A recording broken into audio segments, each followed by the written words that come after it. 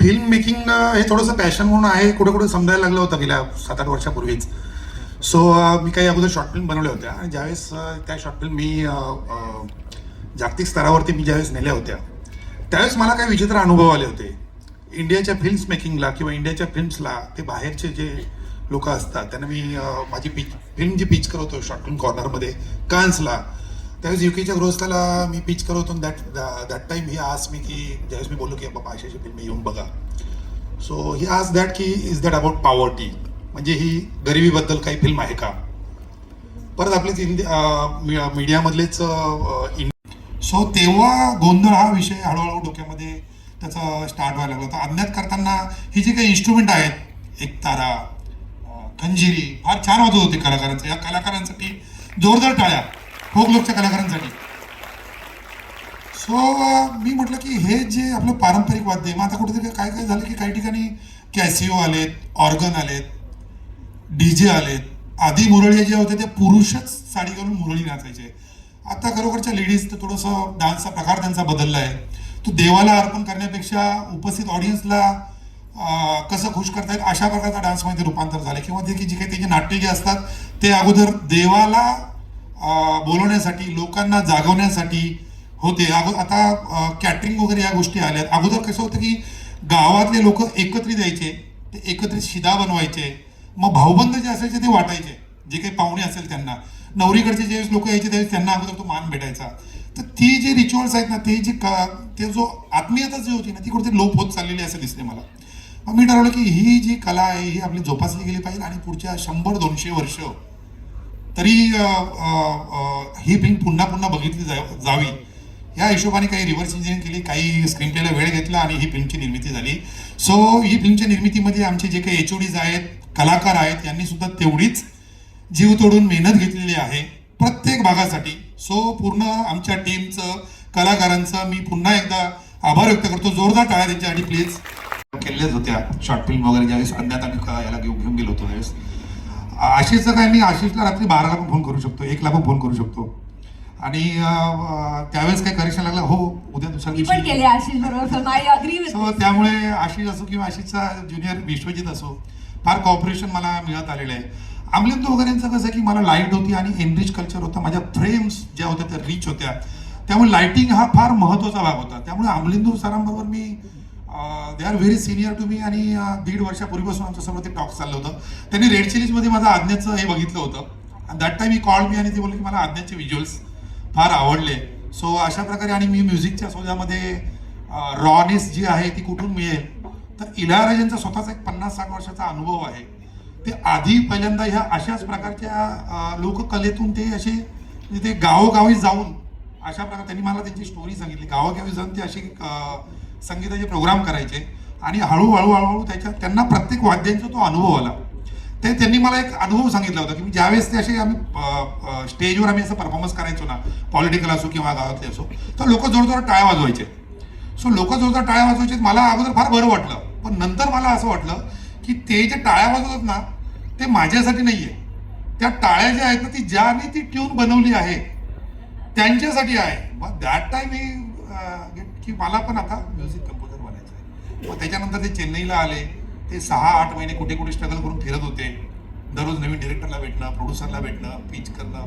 So फार जबरदस्त. त्यांच्यावरती मूवी पण येते, धनुष्यच काहीतरी करतात ते. सो तुम्हाला त्यात ते म्हणजे वेगळंच आहे, म्हणजे ती प्रोफेशनलिटीच वेगळी आहे. टाईम म्हणजे टाईम. जे त्यांना एक गोष्ट सांगितली ह्या एजला सुद्धा तुम्ही एक गोष्ट सांगितली, तुम्ही त्यांना 12 दिवसानंतर त्यांना गोष्ट सांगितली सर असं असं असं आहे, सो इट विल की that time you told me, no need to repeat it again. So फार वेगळाच अनुभव होता एवढा दिग्गज टीम बरोबर काम करणं. आणि प्रोडक्ट आता ती एक्साइटमेंट लागली की लोकांना आम्ही कधी दाखवतोय. सो बघूया आता काय लोक कसे एक्सेप्ट करतात ते. असं एक शेवटचा प्रश्न की या चित्रपटामध्ये अनेक सुंदर गोष्टी, अनेक एलिमेंट्स आहेत, म्हणजे म्युझिक आहे, त्याचे व्हिज्युअल्स आहेत, काही फॅन्टॅस्टिक ॲक्टर्स आहेत, पण तुमच्यामध्ये या चित्रपटाचा USP काय आहे? मी याच्याबद्दल असं म्हणेल की बरेचसे मी रिव्ह्यूअर जे असतात त्यांचे मी व्हिडिओज बघत असतो आणि त्यांचं बऱ्याचदा असं म्हणणं असतं की आम्ही ज्यावेळेस मराठीचा रिव्ह्यू देतो, हिंदीचा रिव्ह्यू देतो त्यावेळेस आमचा वेगळा अप्रोच असतो. मराठीचा रिव्ह्यू देतो त्यावेळेस आम्ही जुने 5 मराठी पिक्चरच्या हिशोबाने हा रिव्ह्यू देतो. म्हणजे त्यांचं म्हणणं असं असतं की आम्हाला जे 10 असतात त्याच्यात मला बेस्ट रिव्ह्यू द्यायचा असतो.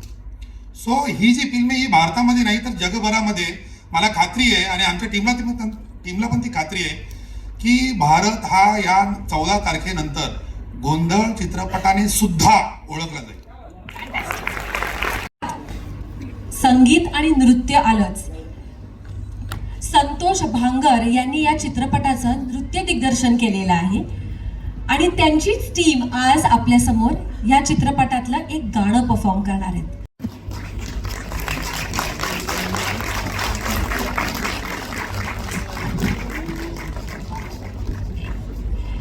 तुमच्या चित्रपटांची निवड विशेष असते. तुमचा प्रत्येक चित्रपट हा गाजतो, त्याच्यातल्या तुमच्या भूमिका गाजतात आणि आम्ही प्रेक्षक म्हणून नेहमी आतुर असतो की तुम्ही कुठला नवीन चित्रपट घेऊन येणार आहात. तर गोंधळ हा तुमचा आगामी चित्रपट, त्याच्याबद्दल तुम्ही सांगा. खूप वेगळा चित्रपट आहे, भूमिका वेगळी आहे. म्हणजे माझं नशीब आहे ॲज अन ॲक्टर म्हणून की काही वेगळं असले तर दिग्दर्शक मला शोधत येतात. संतोषजींची माझी ओळख खरंच नव्हती, इतकी वर्ष तेही काम करतायत.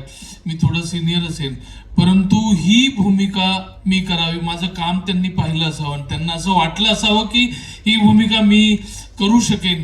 त्यांनी जेव्हा पहिल्यांदा गोष्ट जेव्हा सांगितली ती मला इतकी आवडली, त्याच्यात ती इतकी गावची मातीची गोष्ट होती मनवा.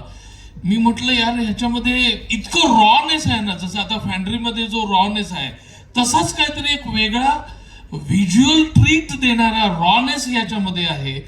आणि मग त्यांनी सांगितल्यानंतर त्यांनी स्क्रिप्ट दिली आणि मग मी घरी जाऊन माझं काम करून त्यांना भेटलो आणि त्यांना माझं काम दाखवून इम्प्रेस एवढं केलं की त्यांना पर्यायच उरला नाही मला तो रोल देण्याचा. पण या चित्रपटातल्या भूमिकेबद्दल आणि ते कॅरेक्टर किंवा त्याचा प्रवास कसा होता ह्याच्याबद्दल पण सांगा. मला असं वाटतं की आम्ही गावचे निघालो, म्हणजे आम्ही काही ठरवून केलं नव्हतं, पण ते ज्या भागातले आहे त्याच भागातलं मी पण निघालो. आणि माझ्या गावी मी बरेच गोंधळ असे पाहिलेले आहेत, रात्रभर ड्युटीला तेल वगैरे घातलेलं आहे आणि सगळा गोंधळ हा प्रकार माझ्या अनुभवातला आहे. पण याच्यातलं जे कॅरेक्टर आहे ना त्याच्याबद्दल मी जास्त बोलू नये असं मला वाटतं. की ऍक्टरला एखाद्या मीठी रोल जो असतो ना, म्हणजे आपण मटण घ्यायला गेलीस कधी? मटणाच्या दुकानामध्ये आपण म्हणतो पहिली 2 हे असतात ना पावलं, त्याच्यातलं तेवढा भाग देतो, जास्त टेस्टी असतो. तो रोल तसा आहे माझा. ग्रेट. योगेश, तू अर्थात आम्ही तुला भरपूर मालिकांमधनं बघत असतो, पण चित्रपटाकडे प्रत्येक ऍक्टरला वळायचं असतं, चांगली भूमिका हवी असते आणि या चित्रपटात तुला ती मिळाली आहे. बाहेर पोस्टर्सवरती पण तू आहेस, तर त्याच्याबद्दल सांग. खूप भारी वाटतंय. ॲक्च्युली किशोर सर आत्ता जसं म्हणाले की मी मुद्दामून सांगणार नाही याबद्दल, कमी बोलणार आहे, because less is always more. So कारण काय आहे की त्याच्यामध्ये जे एलिमेंट्स आहेत जे आत्ता म्हणजे हळूहळू ते रिव्हील होतील फिल्म बघितल्यानंतर किंवा एक्झॅक्टली माझं कॅरेक्टर काय आहे ते बघितल्यानंतर. सो मी आत्ता जास्त बोलत नाही आहे. पण इथे गोंधळ याचे ॲक्च्युली बघायला गेलं तर 2 अर्थ आहेत. एक म्हणजे ॲक्च्युअल देवीचा घरात नवरा नवरीच्या लग्नानंतर देवाचा जो घातला जातो तो गोंधळ आहे, आणि त्यांच्या घरात जो चालू असलेला इंटरपर्सनल जे रिलेशन्स बद्दल जो चालू असलेला जो केऑस आहे तो गोंधळ आहे. असे 2 अर्थ त्या गोंधळाच्या मागे आहेत. सो मी एवढंच सांगतो. आणि याचं सगळं क्रेडिट संतोष सरांना, कारण यांच्या एवढा पॅशनेट माणूस मी बघितलंच नाहीये. आणि याची गंमत अशी होती की ऍक्च्युली माझी लुकटेस झाली होती ती वेगळ्या रोल करता झाली होती, तिथे गोंधळ घातला होता. आणि त्याच्यानंतर त्यांनी मला सांगितलं की मला याच्याऐवजी तू हे कॅरेक्टर करावंस असं वाटतंय. आणि त्यांनी मला ते स्क्रिप्ट ऐकवलं आणि ते फार भारी होतं. म्हणजे जसं सर सुद्धा अग्री आहेत की सरांनी ज्या HODsने ही गोष्ट ऐकवली ती मुळात गोष्टच त्यांनी ज्या लेवलची लिहिलेली आहे किंवा त्यांची जी कन्सेप्ट आहे त्याला सेल्यूट आहे. सो फार मजा आली. Thank you so much sir. So असं माझं कॅरेक्टर आहे, आनंद नावाचं कॅरेक्टर प्ले करतो, एवढंच सांगेल. बाकी बघा. मला संतोष सरांबद्दल असं बोलायला पाहिजे की ह्या माणसाचं फिल्मचं पॅशन इतकं खोलवर आहे की मराठी सिनेमाची अवस्था आपल्याला सगळ्यांना माहिती, प्रोड्युसर शोधायला लागतात, आपल्याला मिळत नाही.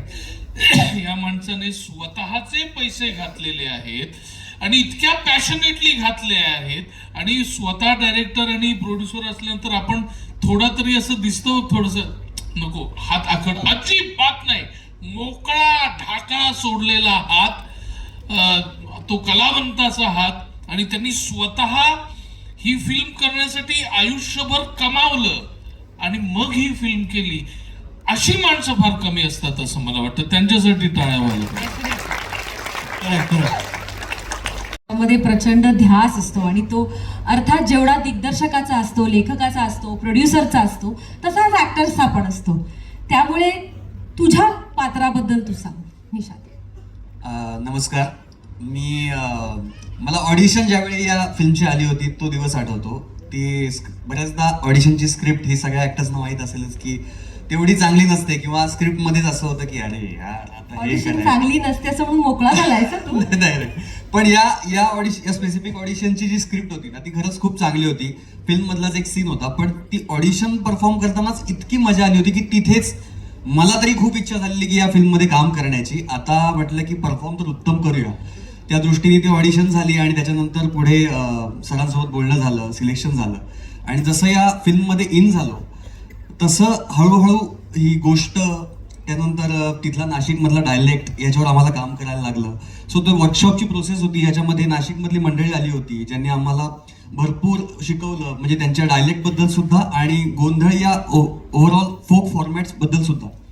तर तो एक खूप विलक्षण एक्सपिरियन्स होता आम्हा सगळ्यांसाठीच. आणि फिल्ममध्ये इतक्या दिग्गज तंत्रज्ञांसोबत काम करताना त्यांच्या सेटअपमध्ये उभं राहिल्यावरच आम्हाला म्हणजे ते पात्र जास्त फील करण्याची गरजच नाही लागली. इतकं चांगला सेट, इतकं चांगलं लाइटिंग, कलाकार, कॉस्ट्युम्स, मेकअप सगळंच इतकं चांगलं होतं की आम्हाला फार कष्ट घ्यावे लागणार नाहीत याच्याशिवाय, असं म्हणजे मी म्हणेन.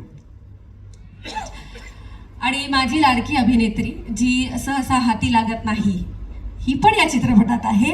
तर माधवी, तू तुझ्या रोलबद्दल सांग. तू जे हिलेरियस ह्युमरस कॅरेक्टर्स करते तसा हा रोल आहे की सिरियस इम्पॅक्टफुल रोल आहे?